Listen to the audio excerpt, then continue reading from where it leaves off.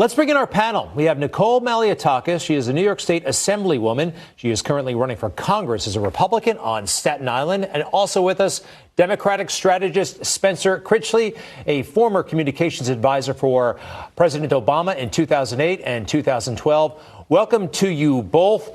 Actually, do me a favor, Spencer, stand by for 1 second. We want to make this announcement, or at least highlight what the president did for Nicole not too long ago. We'll put the tweet up on the screen. President was tweeting about you, Nicole, and heartily endorsing your campaign for Congress. You see it right there. He likes you a lot, has your total and complete endorsement. Okay, he's got like 40, 50 million followers, something like that. When something like that happens, what does it mean for you? Look, it's obviously a big boost to the campaign. The president is loved in this congressional district. He won it by 10% in 2016. So it is something that I'm proud to have, and I'm proud to be a part of the ticket. And I think we're both going to win in November. Okay, well, we'll see more on that in a little bit. Spencer, if you don't mind, back to Mike Bloomberg. Did you anticipate that this kind of thing might happen, that he would have some traction and be doing as well as he's doing?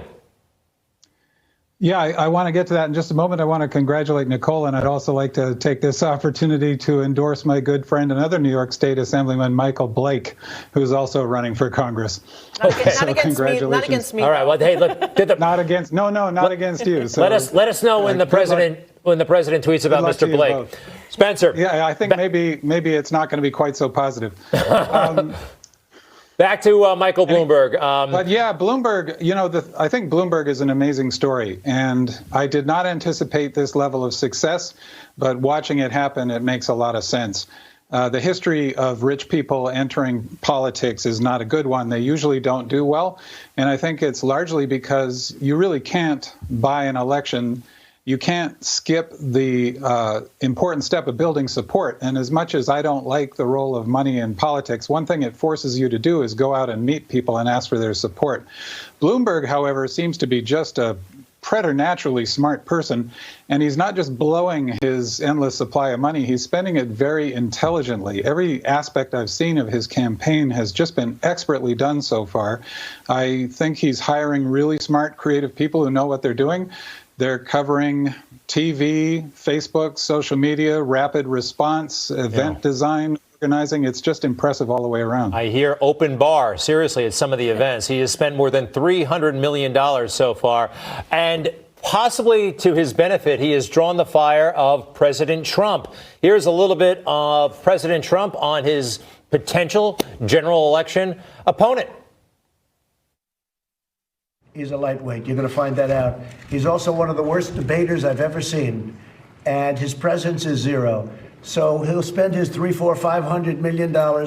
Maybe they will take it away. Frankly, I'd rather run against Bloomberg than Bernie Sanders, because Sanders has real followers. Okay, now who can fight back, actually, unlike some of his opponents? Mike Bloomberg. Let's put that tweet up if we have it, please. Mike is taking shots at him, saying that the people on the Upper East Side, I think he says here, are laughing behind your back. Yeah, there it is. Behind your back, they laugh at you. One thing I'd point out to Mayor Bloomberg, it's not just behind his back. I mean, people are laughing at him on TV all the time, but the president knows how to endure it, it looks like to me, Nicole. Sure, he's constantly under fire. But what I would say, it would be pretty ironic for the Democratic Party that has really demonized success and wealthy individuals to now have the 62 billionaire as the leader of their ticket this year. But certainly he has an outside shot. I mean, this is a guy, whenever you have $62 billion, you have an outside shot. So it'll be interesting to see how this all turns out. I still believe that Bernie Sanders is probably the likely nominee, which is scary to me as a daughter of a Cuban refugee to have somebody like that who has embraced communism, who said he was excited by the Cuban Revolution, is certainly frightening. And we don't want him that close to the presidency, although I think no matter who's the candidate, President Trump will win re-election. Here's something to think about for you, Spencer, and for you, Nicole. You know when Donald Trump takes to Twitter and playfully says, maybe I'll run for a third term or a fourth term. He has that meme, Time Magazine, I think. If we have it, let's run it. And he loves to set people off here, like Trump is going to run and run and run. Interesting thing about Mike Bloomberg, and a lot of folks don't know this around the country, that he ran for a third term in New York City when New York City was limited to 2 terms. It was the wildest thing I've ever seen. A lot of people were angered by it. He didn't get a voter referendum. He did this deal with the city council, and he got himself a third term. Spencer, did you know that? Yes, I did. And it's one of the things that I think is a problem for Bloomberg. I think the Bloomberg versus Trump comparison is fascinating, starting with the fact that Mike Bloomberg actually is a self-made, very successful person. And Donald Trump is somebody who inherited hundreds of millions of dollars and blew through them and went bankrupt multiple times while stiffing creditors, banks, investors, and everybody else. That's going to be quite a contrast. As far as demonizing billionaires go, I agree that there is an element of the left that does do that, but I don't think it reflects the views of the Democratic Party overall, which celebrates success the same as all Americans do. I also, I've written about Bernie Sanders. Do me a favor, Spencer. You got to say that also until the other side of the commercial break. I like you guys. You're both smart. Sure. Regarding Bloomberg, though, I have a feeling, and Trump, they did say all those things you just said about Donald Trump in the 2016 campaign, and half the country didn't buy it. Stand by, both of you. We'll be back. Oh, by the way, Sean Spicer is coming up later on in this show. Former White House press secretary has a new show on Newsmax.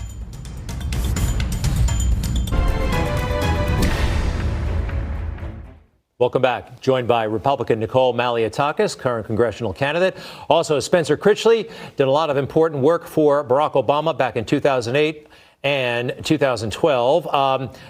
Spencer, you have an also to get to, but I do want to point this out that Michael Avenatti, have we all heard the news, was convicted of several counts of extorting Nike. Avenatti, prominent attorney, rose to fame representing Stormy Daniels, briefly considered running for president. He was all over cable news for weeks, if not months, beating up on the president. But now he's in a lot of trouble. His attorneys are saying they will appeal. This just happened in New York this afternoon. Spencer, before the break, we were wrapping up on Michael Bloomberg, term limits, and you had something else to say, please. Yeah, and you kind of pointed in this direction as well when you said that people raised a lot of these criticisms I just made of President Trump in 2016, and he won anyway. And something that I would say that is definitely true is that President Trump and Republicans in general are very good at branding. Democrats tend to be good at substance, I think, but terrible at branding. And I think that we can look at President Trump continuing to be perceived as this amazingly smart, self-made businessman when all the evidence shows exactly the opposite. But he was a TV star playing the character of a mogul, and that sticks. That's the way branding works. It works with symbols and repetition, not through facts and logic. Okay. Same with Bernie. I'm confused about why Bernie calls himself a democratic socialist, because the branding there is socialism, and socialism is unpopular in this country, and I think understandably so. The fact is he's actually an FDR-style progressive. He's actually not a centrally planned economy-style socialist, but he continues to use this terminology. All right, that Spencer, just muddies thank you. his brand. I got to get Nicole in here. I will say this, though. Sure. It's a political contest, and branding is kind of part of it. And the American people have been told by the media for a very long time that Donald Trump is a successful businessman ever since 1980, his first national television appearance. And then when he runs for president, suddenly we're told he's a fraud. Nicole. Well, first of all, let's go back to Bernie Sanders. The guy not only is a socialist, he actually commended communism. He said he was disappointed in JFK for getting involved in the Bay of Pigs invasion and that he was inspired by the Cuban Revolution. He compliments Nicaragua. The guy is an absolute socialist. I don't know what paper he's reading. I think that's why a lot of mainstream Democrats, the party leadership, they're a little bit freaked out right now about him winning the entire thing. By the way, one of the reasons why Mike Bloomberg got into this race is because Joe Biden was not doing well, and he had a rough night last night in New York City. Watch this. Drop out Joe! Drop out Joe! Skip Nevada! Skip South Carolina! Just go home early! Dropout Joe, not a huge crowd there, but still not a good scene, and the video went viral. How surprised are you, Stuart, about his situation, Joe Biden? At this point, quite frankly, it's starting to look sad. I'm very surprised that he's stumbled as much as he has. I know that President Trump would like to take credit with this phony Burisma Ukraine attack against Biden. I don't think any Democrats actually believed any of that stuff. It's Russian propaganda. And I think the blame has to go to Joe Biden for just running an ineffectual campaign so far. I'm frankly shocked because he's had bad luck in primaries before. You'd think that would have been a lesson. And he's demonstrated actually very strong leadership skills, like when he ran the Recovery Act effort, the stimulus program, which was one of the most successful and low waste, low fraud government programs in history. And yet he's been running this kind of listless, directionless campaign, it seems. And here we are. He had such an advantage coming in with name recognition and goodwill built up during the Obama administration, and really great timing for a moderate candidate. I think people are frankly desperate for a sort of grown-up moderate candidate. Spencer? And he seems to have lost it. Thank you. We're running out of time, but Spencer, excellent insight. Can I just say that Sure. the Democrats concocted this partisan impeachment sham to try to take down the president of the United States, and it backfired on them. And that's what you're seeing right now, resulting in the implosion, you could say, of the Biden campaign. You know, fair point, actually, Spencer. I mean, people are saying that, wondering that, and I think some Democrats are having that conversation. Some people on the right are trying to spin it that way, but it was a constitutional duty. You think, all right, but look, let's talk politics here. You think it was a net plus for Democrats' impeachment that ended a week ago? No choice. That ended a week ago. You really think there was no choice whatsoever? The phone call was that bad, that egregious? What President Trump did is exactly what Alexander Hamilton and the other founders were worried about. Soliciting interference from a foreign government was at the top of their list. The other one was acting like an autocrat. We've seen both of them. A lot of folks don't see it that way. We read the transcript. I do think reasonable people can disagree on that one. But I think the transcript amounts to a confession. The what amounts to a what? A confession to what? The summary of the transcript is the crime being committed in broad daylight. I understand. I understand. But now I understand your opinion. No crime, no evidence, no witnesses. Look, it was last week. It's last week's news. It's just thanks to the best efforts of Mitch McConnell, no witnesses. But yeah, it's no witnesses. Hold on a second, Nicole. I heard from the New York Times that 2 witnesses were just fired from the White House when they walked out of it. Look, we could talk about that all night. I do very much appreciate you being here, Spencer Critchley. Thank you very much. Excellent insight. Nicole Malliatakis, running for Congress. Check out your Twitter. Check out the president's Twitter. He's talking about her. Nice to see you and good luck. NicoleForNY.com. I got to give myself a plug. Thank you. NicoleForNY.com. And what the heck? Your friend, Mr. Blake. Michael Blake. Michael Blake. And he's running for?